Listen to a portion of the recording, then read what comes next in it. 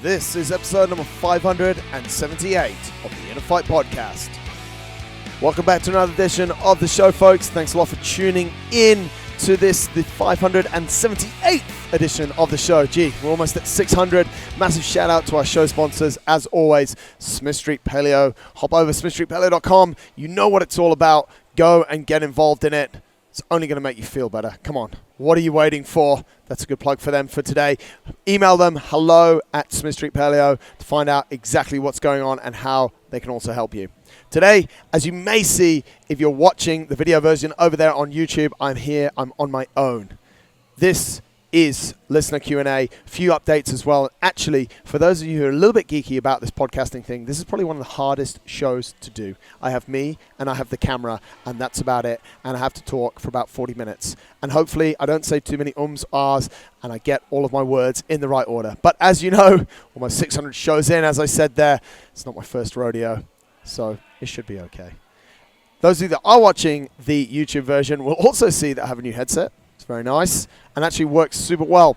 Thank you for some of the comments that you guys have been giving regarding, we had some shows where the sound quality was, the volume was a little bit low, but if you do have any feedback on the sound quality on the platform you're listening on, then please do let me know. Remember, you can listen on Spotify, Stitcher, iTunes, watch on YouTube, all the different options, or just stream it from our website. Every single show goes on innerfight.com/podcast and then the number of the show. So this one, 578. Thanks a lot, as I say, as always, for everyone who supports the show, for tuning in, no matter where you are in the world. Really appreciate you guys. And please do let me have your feedback on guests that you want us to get on the show. We're trying to get a nice variety of guests on the show, so if you do have any different ideas, just give me a shout, let me know, or connect me with people. I always need guests, we always need interesting people to speak to. Everyone has a good story. They don't have to have 50 million Instagram followers. Actually, some of the best people that we've had on the show don't have very many Instagram fans at all, because that is not real life. That is not important. What's important is they have a good story. So if you do have someone that you want to hear on the show, doesn't matter where they are in the world, we do a lot of these shows via Skype, as well as get them here in the gym. I would love to hear from you. Give me your recommendations. I'll reach out to them or connect me with them. Talking about cool things that have happened. I don't know if you guys saw the Dubai run last weekend. We're here in Dubai for the Dubai Fitness Challenge. It has only, well, this will come out on Thursday, so it has only this weekend left, but absolutely awesome. They blew it away last Friday. If you haven't seen the pictures on social media or on their website, just go over to their Instagram account. It's Dubai Fitness Challenge, and check out. They were somewhere in the region of 50 to 60,000 people running down the main highway in Dubai, Sheikh Zayed Road. It was closed for about 2.5 kilometers.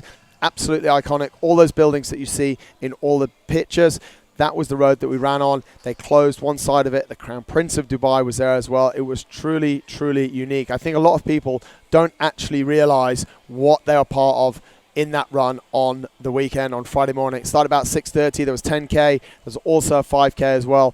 Incredible environment, incredible atmosphere down there, and some super quick times as well. The winners did it in about 27 minutes, which is absolutely phenomenal. I was running with a few of the guys from the Run Academy and also with Tom and Rob. We had so much fun running down Sheikh Zayed Road through Old Town, and then it got a little bit serious. Turn up the heat a little bit and just basically tried to get to the end as fast as we could. And luckily, we saw a load of people running the 5K quite close to the end, which lifted our spirits and helped us out of the hurt locker a little bit and encouraged us to keep going. Saw loads of people, and it was just so awesome to see so many people down there running. Great free event. Dubai Fitness Challenge, you absolutely aced it. You've done a lot of stuff around the city this month, and we're appreciative for that, but this one was absolutely huge, and I think probably the best event, definitely by participation numbers, if that's what we're measuring on, but just impact and just something absolutely unique. Another thing that you guys might have seen us promoting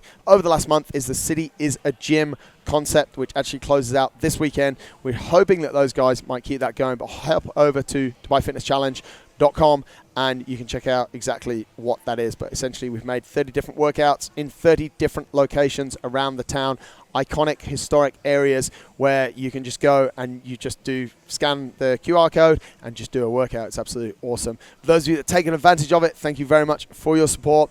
Those of you that haven't, Where's your support? Come on, we need it. Other stuff that's going on, if you are here in Dubai and part of us, we've got the beach workout that's on tomorrow, November the 15th, where we're going to go down to the beach there, just by, it's known as Kite Beach, just by Sunset Beach, where we've been running on the athletics track, or the beach track, on a Tuesday morning. We're going to have a load of fun down there. If you're around, if you want to just come down and hang out, we'd love to see as many people down there as possible. No, you don't have to be a member. You just have to come. Maybe in Budgie Smugglers, I'll let you in, no problem. If you don't have those, we can talk about it, and I can refer you to a place where you can actually buy them. Okay, I'll stop talking rubbish right now. But seriously, it's the beach. We're your Budgie Smugglers. Get down and let's have some fun. What I've got today, yes, that's the blah blah out the way. No, I've got one more blah blah, which is a massive shout out to the guys, Rob and Tom, who you have been listening to on the Sunday show, who've been doing their new podcast, the Run Strong podcast, and actually now they've also launched that on their own platform. So they have the Run Strong podcast in iTunes, and in a few weeks' time, they're going to give me back my Sunday slot so I can continue to do my thing, and they're going to be off the main InnerFight podcast, and they're going to be on Run Strong is the name of that podcast, which is going to sit on its own. So thank you to everyone who's supported them so far. Hopefully those shows have been informative to you guys. Maybe you've had enough of running, so you're happy to get my blah blah back. However, good job from those guys. It's been absolutely awesome, and they're now going on and doing their own thing on their own platform a few weeks from now. We'll still run it for the next few weeks, and then we're going to cut it off here, and we're going to go back to a Sunday show. What do you guys want to see in that Sunday show? Drop me a message. Let me know. Another thing that they're running at the moment, which you need to keep your eyes close on, is Project DXB 2020, dialing in those guys to the marathon and the 10K. Find out more. Get hold of them. I'm not going to waste too much more time talking about it. No, it's a waste of time, but get hold of those guys. Go and check out the Run Strong podcast. You'll know all about it. I've got some questions today that I'm going to go through. There's only about 4 or 5, so hopefully I'll only spend 4 or 5 minutes on each, and then we'll have a super cool show for you guys. One of the questions that I've been getting recently, I've got this from more than one person, that's why I thought it'd be interesting to share it with you guys, says, I feel like I'm not progressing in my fitness. What can I do? What should I change? A little bit of Volvic. Now, this happens quite a lot. People get into what we'll call plateaus. Motivation dwindles. There could be a whole number of things that are going on here. There could be different stresses in life generally, that you haven't been able to commit time to going to the gym. You maybe haven't had the frequency that you want because of travel, because one of your kids is sick and you just couldn't make it for 3 or 4 days this week, and now you feel like you're not progressing at all in your fitness.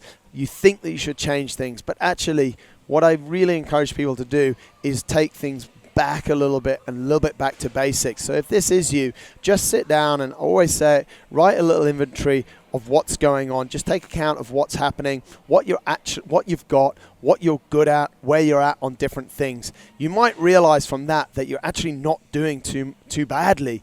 If you've got a few measures in place, what are they? Where were you maybe this time last year? Just have a look at that and just get a big picture of what's going on. Now, one of the dangers of that is you'll go, okay, yeah, 3 years ago I could back squat 150 kilos and now I can only do 75 because I haven't been training at the gym, and you start to beat yourself up about that. Please don't get too serious at this stage. The first step is just getting really simple on things and trying to set some simple goals. Now, a lot of people will come to me and they'll say, yeah, I need some goals. I need a big goal. I need to be working towards something. I need my back squat to be something this. And at the outset, actually, one of the goals here should be just to try and get to the gym 3 times a week, 5 times a week, depending on where you're starting from. So it might not always be that you need this massive goal. Everyone's sort of out there chasing massive goals and they want a big goal and it needs to be huge. But for me and for a lot of people that I deal with, a lot of clients that I have, the process is super simple, that we just need to get you to the gym 3 to 4 times a week. Especially if you don't feel like you're progressing, you probably just need to come back to basics a little bit, simplify things a little bit, and just set that simple goal of just getting to the gym this week and starting to enjoy it again. A lot of the time when people say they're not progressing, they also say I'm not enjoying it. Remember, this is 1 hour out of your day. You could have an incredibly busy life. You could have a very stressful job. You could have a family you've got to take care of. This is just 1 hour to take care, to invest in you and to take care of your health. It's got to be fun. There's got to be this element of fun. Otherwise, the longevity of this thing is not going to be. It's not going to be there. You're not going to sustain it. So, I always just encourage people to strip things back, and maybe in the first week just have the real goal, the real objective, the big goal is that you actually make it to the gym, be it 3 times, 4 times, 5 times. So should you make changes? Yes, you probably should make changes. What should you change? You should change the priority. You should really make sure that these gym sessions are in your schedule from the start of the week. Maybe they're non-negotiable, and just look for patterns as well. If you're someone that works out in the evening a lot and you find that you're cancelling workouts a lot because the day is it's just a massively busy period as we come into the end of the year for you in your workplace, and you're just getting to 6 o'clock and you just don't feel like you've got the energy, why not make that change? Why not go to the gym in the morning, or go to the gym on your lunch break? Or maybe even for this time, gym might not be the solution. The solution might be to do a home workout. There is no end of home body weight workouts that you can find on YouTube. It might just be a goal in the first week or the first couple of weeks to complete one of those 5 days a week for those first couple of weeks at home. And all those workouts, body weight workouts, they're not going to need too much space. I have clients that do them, that travel, that do them in hotel rooms. Literally, they have enough space next to their bed. You've got about 1 meter by about 2 or 3 meters. And I've had clients do workouts there. So they're the small changes you should make. But as you'll see through what I've been saying there, the message is stripping things down. It's simplify, simplify, simplify. Don't make things complicated. Don't beat yourself up that you've regressed. Yeah, you might not be where you were before, but that's no reason to beat yourself up, and no reason to sort of focus on where you were at. You've got to focus on where you are at right now. So set those goals and try and just put some timelines on it as well. Like, I'm going to dial in, I said there, for 2 weeks. I'm maybe going to dial into the end of the year, and then we're going to have another reset or another inventory. How did it go? What happened? One of the biggest things that I'm always encouraging people to do is to initiate a behavior and then monitor the effect and the impact that behavior has. And the best way I find to do this is just by noting it down, whatever medium you like. If you like to type, to use Evernote, you like to scribble on your iPad. I love this thing here. I love my iPad pen. I can just scribble on stuff and I get to keep all the notes, and I don't have loads of paper flying around. Super green these days, obviously. But just write this stuff down and then go back and have a look and see what behavior you did, what action you took, and what effect it had. It's not a rocket science. It's really straightforward. I did X, I got Y. Do you like Y? No. Okay, so now do a different X plus 1, and now what am I going to get? Y plus 1 or reach Z, whatever it is. It's super important to track the changes that you make and the effect that they have. A final thing I want to share on this, and I speak a lot to clients about this, is a simple scoring system.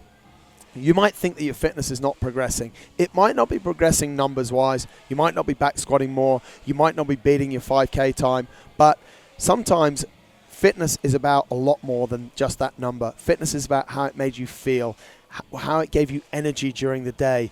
If it helped your mental side, did it help you deal with life a little bit better? So a simple scoring system. Did this work? How did this workout make me feel? You'd have 1, not very good, 2, pretty good, or 3, incredible. And just score every day. I went and did this workout. How did it make me feel? And you can play with this a little bit. You can play with it, how it made you feel immediately after, an hour after. You can put all sorts of measures in.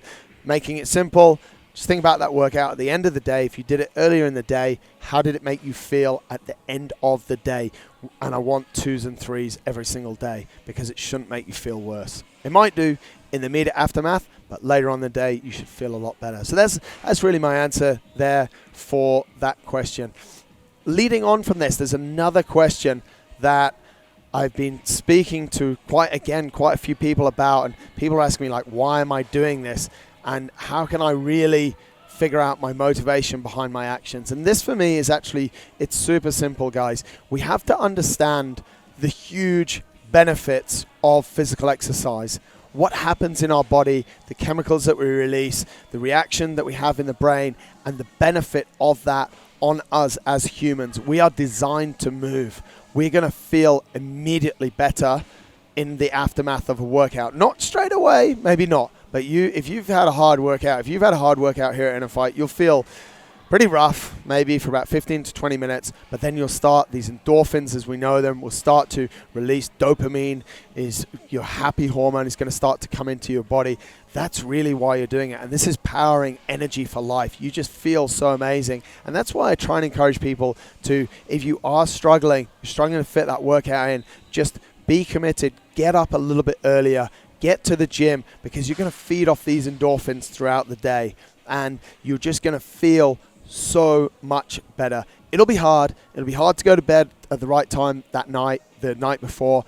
It will be hard to wake up. Sometimes you'll have to press snooze 2, 3, 4 times. I was actually speaking in a seminar the other day, or in a quick talk I did the other day, and I asked people like how many people had pressed snooze this morning, how many had pressed it once. And we had a few people that pressed it 3 or 4 times, because they just didn't want to get up. I know sometimes it's hard. It was on a Thursday, the last day of the week here in the Middle East.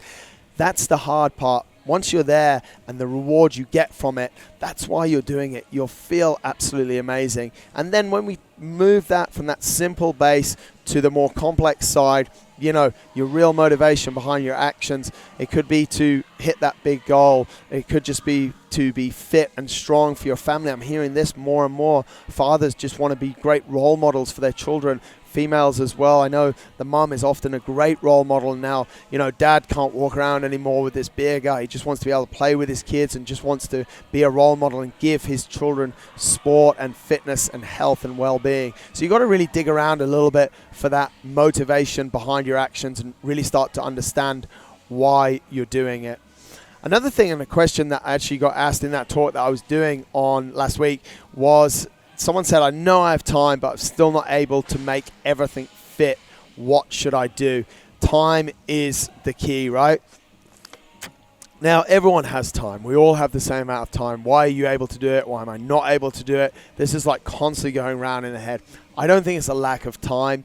It's the lack of prioritization. I want to share with you, I've shared it a few times before on the podcast, but if you're new, you probably haven't heard it, and it was probably in episode 150, which you should definitely go back and listen to. And I think I've shared it 2 or 3 times, but I did this test actually when I was in about 2007, when I was trying to figure out this whole thing with time. I took a spreadsheet, and I suggest if you're struggling with time or you're constantly using time as an excuse, that you do this test. You take a spreadsheet, you split it into half-hour blocks from 5 in the morning till 9 or 10 at night, depending on how many hours you think you should sleep. And I would encourage you to make sure that 8 of those hours of the day you're asleep, so you're now only left with 16 hours. You've got half-hour blocks, so you've got 32 half-hour blocks.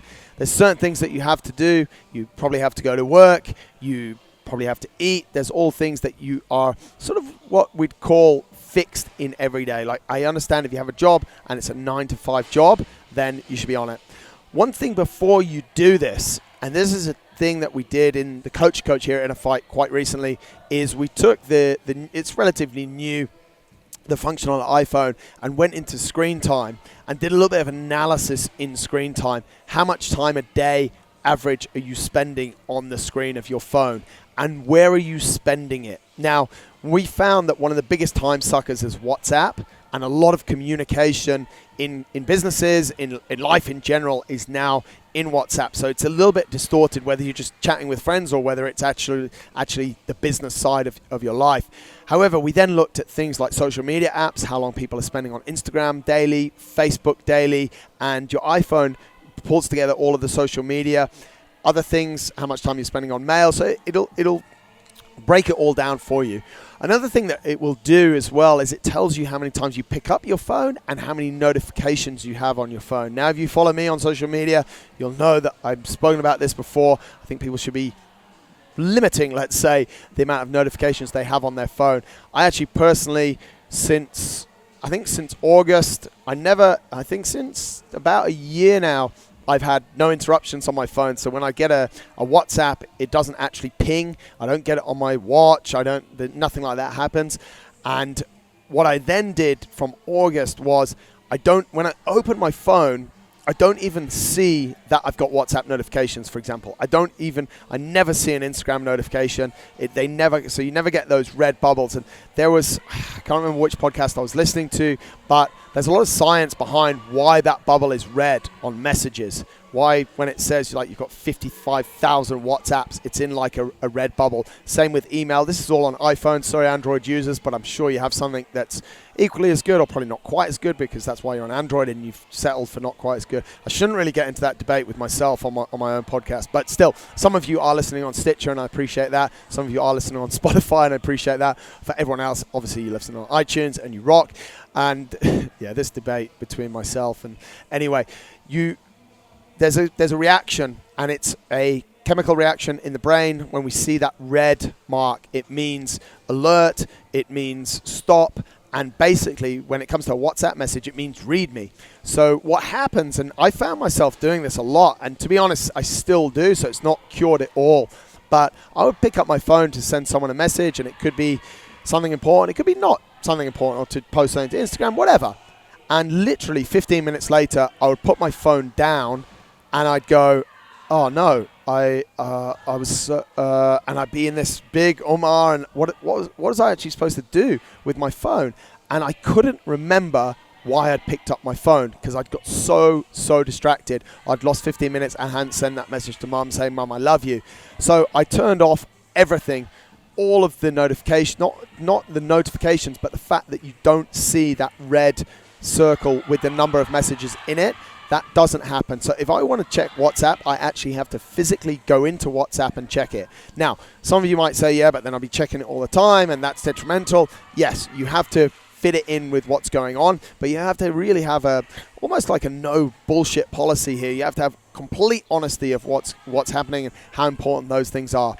The bottom line is, we had one coach who will remain nameless, who had 1,200 notifications in a week. So his phone went ping pong, or however it goes, 1,200 times within a week. That is a lot when you look at those waking hours. So first up, before you've got your spreadsheet set up, before you start to put things in there, just have a look and just remind yourself how much time you're actually spending on that phone and the different areas. It's a really useful exercise.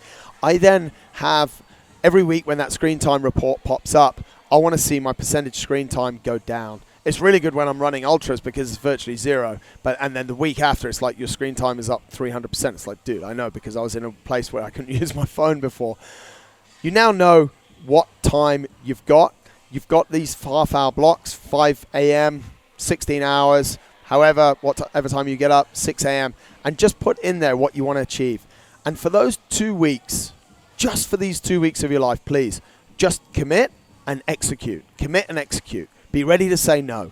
Be ready to say, no, you can't come and do this. No, you can't go out for dinner. No, I'm not coming for a coffee. No, I'm not going to squeeze in a meeting, because I have my schedule. And for these 2 weeks, it's set in stone, because I want to prove to myself that time is not an excuse. You have to have this mindset. If you're trying to prove me wrong, this won't work. You have to want to make this change in your life, and you have to want to be more efficient by freeing up the time that you're spending watching bullshit television series that are not teaching you anything. We're coming to that later. Don't worry. Once you've got it, start day one. Go through it. Tick off if you do it right. Put a red mark if you do it wrong. And you can go through. I guarantee you, if you're committed, you can do it. After 2 weeks, it'll be crazy. And please don't do it for any longer than 2 weeks, because it'll probably drive you insane. And I had it literally, it'd be 8 o'clock in the evening. I'm like, yeah, I've got to go and do this. Now I've got to go and do this at 8:30. Now I've got to go and do this, bed at 9. And it was so regimented. Not everyone can stand that. I couldn't stand it after 2 weeks, but what it taught me is that I did have a lot of time. And you guys also have a truckload of time. Once you've done that, you then use that sense. So you've done these 2 weeks. You might need a week to decompress and just to chill afterwards. But you use that same technique for every week. Personally, I'll go the week before. I'll do about Tuesday or Wednesday. I have recurring appointments in my diary as well. So I'll have, or in my calendar, however you call it these days, I'll have, when I do my client programming, it happens the same time on the same day every single week. Recording podcasts, same time, same day every single week. All my meetings, coaches meetings, same time, same day every single week. And it's just there the whole time. I'll look at my schedule from a Tuesday or Wednesday for the coming week, and I'll get all of that blocked in. And it's no surprise that one of the things that will go in there first, except those recurring appointments, is my health, which is my training. And I just really want to encourage you guys to do that. even if you only start out with 15 minutes a day in a transitional period, it's better than nothing. 15 minutes exercise is better than 0 exercise. 30 is better. 3 hours is quite a lot, but sometimes I do it. You get what I'm saying here. You definitely have the time. It's a bullshit excuse that you don't have the time. I know people that run businesses that have families, lots of children. Does that sound a bit weird? Lots of children. Yes, that's fine. Some people have lots of children. That's okay. And they're still able to take care of their health, and they still have happiness in various areas of their life. I know a lot that aren't happy in those areas, but it's not about time. That's your excuse. And I guarantee you, just by picking up your phone, I can prove to you that you have a lot. You just choose to watch Netflix. You just choose to go and hang out at night. Your health is the most important thing. You might choose to make different choices. So there's one there about time. Let's go to another one. My job increasingly feels like a means to an end. I can't quit as I need stability and money. What can I do? This I get asked a lot. Obviously, guys, I was in the corporate environment. I worked for Adidas for a long time, worked for Nike a bit there at the end. And I was going to work some days to pick up my paycheck, to work another day to pick up my paycheck. And when I was at Adidas, it wasn't really a means to an end, but I always knew it would end. I felt like I was getting education. I didn't think too much about the money, but then when I moved to Nike, I was like, this is not really the right thing. I enjoyed getting the paycheck, but it was like, this is not really great. So what can I do? You can't quit. This person can't quit as they need the stability and money. The money side we can argue, and I don't really want to go too deep into money on here, but you can figure out that maybe you take short-term cuts. You know, I get people that say, oh yeah, your gym's expensive, and then every second weekend they're at brunch. Yeah, I mean, my gym's expensive. Like, it's more expensive than a lot of the others, but that's because you don't prioritize it. But 600 dirhams, 100 pounds on brunch, and then a few £100 after brunch on more alcohol, and you think that's absolutely fine, but you don't want to pay £200 or £300 on 1,500 dirhams on a gym membership. Is very, very strange. You just don't prioritize things in a certain way, and you choose to spend your money in a different way. Some of you, I understand that you might have a lot of financial constraints. You might have school fees to pay, and you might feel like you can't just jump ship. You can't just go to Bali and chill out for a few months while you figure out what you want to do. And it's giving you that sort of stability to be able to bring that family up. And this is where you have to really do some soul searching. You're probably best off looking into getting some form of coaching.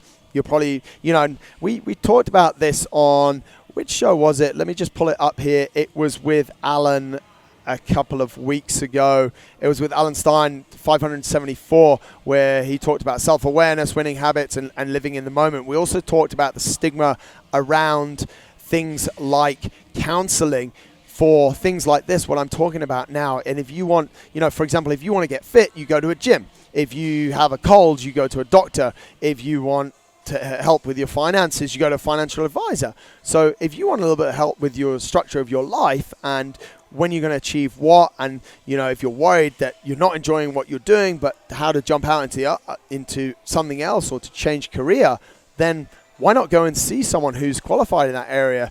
Life coaching, someone who knows exactly, or someone who's done it. Give me a shout. Let me try and help you if that's you, or reach out to any number of people who have changed their career and sit down with them, maybe ask them to coach you, offer to pay them. Don't think that they're going to do it for free. You'll send me a message and I'll be honest, guys, I'll give you a couple of replies, and then I'll say, listen, if you want to take this further, then this is a paid service that I offer.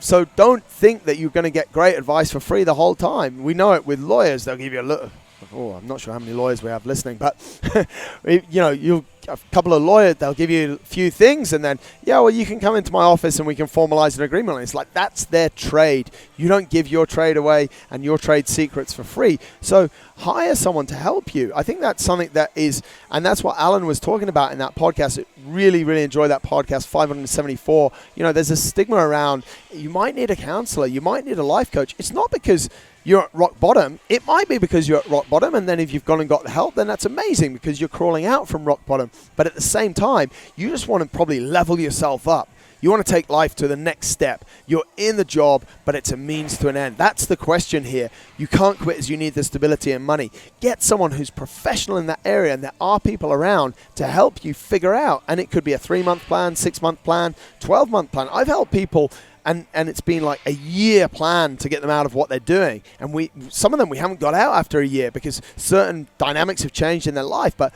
the objective is still there, and we're coaching them to get them out. So sitting there and doing nothing is not your solution. Sitting there and hating it and feeling like it's a means to an end, like all of these things, you can't just sit there. You've got to be proactive about it, and you've got to be ready to maybe invest some time. And in some scenarios, like I was saying there, if you need professional help, you're going to have to invest a little bit of money, but it's going to pay off at the end. I would just hate, and it makes me feel almost sick inside that there's so many people that are perhaps sat in jobs that they just really don't like, but they're doing nothing about it. That's just awful. It's just such a waste of life. Now, if it takes that little bit of time and you say, I'm just going to sacrifice 1 year of my life to get through this and to get out the other side, I'm down with you. That's cool. We can do it. I'm still trying to figure out a way around it. Sometimes it takes time, but generally you can do it. You just can't, maybe on your own, you just haven't figured out the way to do it yet. And there is a way, you just have to figure it out. So hopefully that helps on that. Again, that's a question that I've been getting quite a lot recently. We talk another thing, and I mentioned it before, about documentaries. I've seen recently, there's a few different documentaries out, and I don't want to go into detail about them. I've watched some of them. Some of them I haven't bothered watching. I just want to give you guys, there was one quote or one thought that I had the other day as I was actually driving to do a talk, and I don't know, by the time this podcast comes out, it might be up on my Instagram, it might be not. Us humans are a weird bunch of fools, aren't we? Someone tells us the same thing for years in attempt to make us better, and we ignore it, we ignore it, we ignore it. Then we watch a 90-minute documentary and believe every single piece of it to be gospel truth, and immediately change the way we live, even though it could have a catastrophic impact on us. That, ladies and gentlemen, is what's happening at the moment. People are changing the way they live based on a 90-minute documentary. Not just the one that's the top of Netflix charts at the moment. It's across the board. People have been doing it for a while now. You have people that have been delivering a message for years. My message here at InnerFight, we've been the same for a long time. Eat nicely, recover well, move often, and you will live good. It's not complex at all. We've been eating paleo for a long time now because it works. And people will try it, then they'll stop it. They won't believe. They'll try again. They'll look for someone else who's done it. They'll look for that reassurance, and then they'll watch this documentary, and they'll change everything, which could have catastrophic effects on life. I've seen people that have made changes based on these documentaries and made themselves sick, really sick. Some of them, I wouldn't call it terminal because everything can change, but they've put themselves in incredibly compromising positions. Yeah, it's pretty serious what's going on here. I just want to share my opinion with you about a lot of these documentaries. Jason Lewis made a documentary for me about my crash called Fight for Every Breath. A lot of you who listen to the show will have come and seen it or watched it on YouTube. Thank you so much for everyone that did. I was involved. He was a director, but we sat down and we wrote out what we wanted that documentary to achieve. We thought about what we wanted the viewer to see, to believe, to take away. Luckily, my story was all true. I couldn't fake those broken ribs. But my objective and Jason's objective for that story was just to share with people different messages. It was to share with people that you can. It was to share with people that you need to fight sometimes in life. It was to share with people that if you create presence, if you live in the now, you can be successful and you can live an amazing life. It was to share with people that you can recover from setbacks and you can do quite cool things. That was our objective, and I thought Jason put it over in a very effective way through the way that he put the documentary together. Same thing happens in all these other documentaries that we're watching. People that are funding them, that are directing them, that are behind them, have motives. They want you to finish watching it and take certain action. Unlike my documentary, which was very straightforward because it was just telling my story, a lot of these documentaries just look at the sample size of the evidence that they're giving to you. Often it's very small. Often it's from a very unique community. Often it's not over a very long period of time. So can you say that that sampling is legitimate or not? The greatest thing is that these documentaries they're not trying to hide their target or their experiment population. They tell you clearly who they're experimenting on and how they're experimenting. Most of them. Other ones you can suss it out. It's very, very small. They're funded by certain entities. That's why, and it's the same. Newspapers, we have newspapers in the UK that are literally from certain political parties and other people, left wing, right wing, all of this kind of stuff, conservatives, whatever they are. They don't read the other ones because they want that opinion from their political party. It's the same all around the world. So I just really want to encourage you guys. You're all super well educated. You all want to get better. That's why you listen to things, hopefully like my podcast, hopefully other podcasts. You go on different resources. Please stop making life-changing and potentially catastrophic decisions based on just a 90-minute documentary. No matter what it's about, whether it's about training, whether it's about eating, whether it's about time management, whether it's about living, no matter what it's about, just do a bit more research. We've become so lazy. Someone tells us to drink this. We say, yeah, is it good? Yeah, it was good. Okay, I'll drink it. Why don't you just have a look at it? Why don't you do a little bit of research yourself? Engage some professional help if needs be. Some of your symptoms, and especially for some of these things that are coming out now about different ways that people are eating or trying to eat, some symptoms that we're seeing are not helped by certain diets. They do not help them at all. They actually could make them worse in certain scenarios. Some of these things are examining the food industry in a way, in a section of the food industry that might just not be applicable to people. So please, just follow that quote. Just think about it a little bit more as I read it out one time. Us humans are a weird bunch of fools, aren't we? Someone tells us the same thing for years in an attempt to make us better, and we ignore it. Then we watch a 90-minute documentary and believe every single piece of it to be gospel truth and immediately change the way we live, even though it could have a catastrophic impact on us. Lots of people recently have been asking me about certain documentaries in Netflix. You can see quite purposefully I have not mentioned which one or which ones they are. However, I just encourage you, you're all super smart people. Have a deep think about it. And if you do decide to make changes, experiment with them. And if they really, over a period of time, create a lasting impact in your life, then start to share it. Be careful to try and influence other people before you've actually fully experienced what those changes are that you've made. Because you could, everyone, and remember that clip that was out, everyone is an influencer. Everyone has influence over other people. Be careful of what you're putting to them.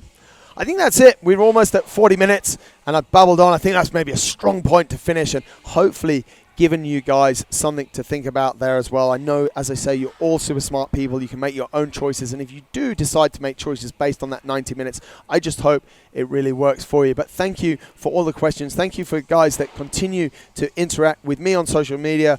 Over on Instagram, I try and answer all of your questions. Did a big thing on vulnerability this week. Thank you for all the support, all the interaction on that. And thank you for these questions. I think they're really cool. They're just things that I've actually picked up over the last few weeks that people ask me directly either through Instagram or have asked me in different environments that I just think in this show hopefully have helped you guys a lot. Thanks, as I said, for the support for the Run Strong podcast. I'm going to get rid of those guys and let them be on their own in a few weeks, but we're going to keep running that on a Sunday. And if you do have any guests that you want me to interview, be it in person, be it by Skype, if they have a good story, I don't care if they don't have Instagram. I've interviewed people that don't have Instagram or Facebook. Imagine that. Boo. No, I care about the story that I can share with you guys. I've got some really cool stuff coming up, some really interesting guests coming up over the next few weeks. But if there are any more, any people that you want to see interviewed, please give me a shout. Drop me a message, MJD_Smith on Instagram or ms@innerfight.com or winning@innerfight.com, all the different ways. Message the gym, call the gym, do whatever. Get hold of me. Love to hear from you guys. Thank you so much for the support of the podcast. This has been number 578. 600. I'm coming for you. Till next time, guys. Take care.